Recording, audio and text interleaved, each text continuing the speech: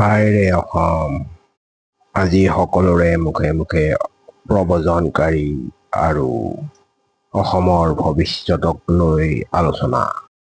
আমাৰ পানী, আমাৰ মাটি, কি হ'ব অসমীয়াৰ? Do U know? ই আমাৰ ভৱিষ্যত।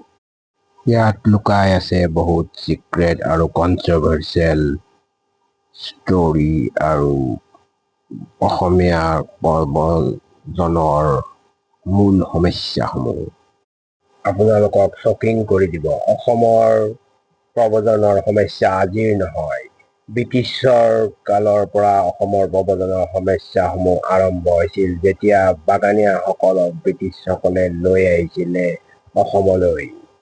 তাৰপিছত পাৰ্টিয়ন আৰু বহুতো ৰিফিউজি আনিছিলে ব্ৰিটিছসকলে। তাৰ ফলত 1970ত বিশেষভাৱে ডাঙৰ ইছ্যু হৈ পৰিল অসমত।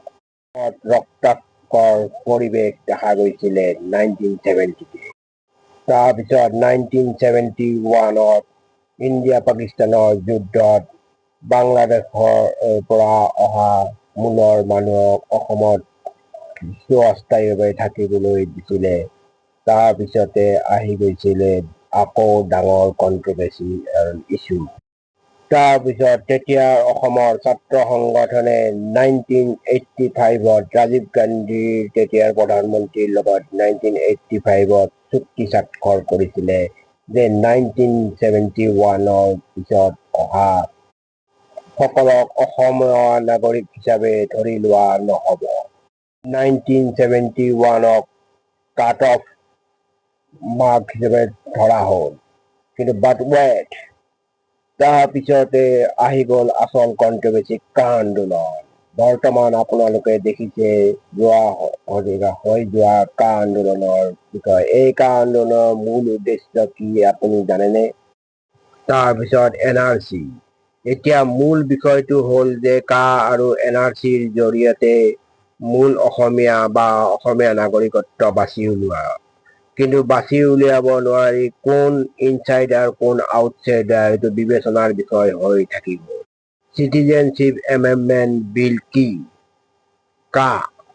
কাৰ 2019 চনত এই বিলখন পাছ হয় ভাৰতৰ লোকসভাত।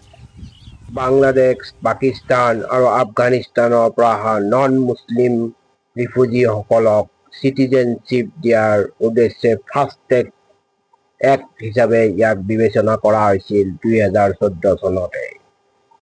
কিছুমানে কয় কাৰ জৰিয়তে শিখ আৰু হিন্দুসকল সুৰক্ষিত বুলি। কিন্তু কিছুমানে কয় অসমীয়া ভাষা, সংস্কৃতি, খেতিৰ মাটি সকলোবোৰ বস্তুৰ কি হ'ব? ইয়াক লৈ বিদেশতো অসমীয়াসকলৰ মাজত চৰ্চিত হৈছে অসমীয়া সংস্কৃতি ধ্বংস হৈ যাব নেকি?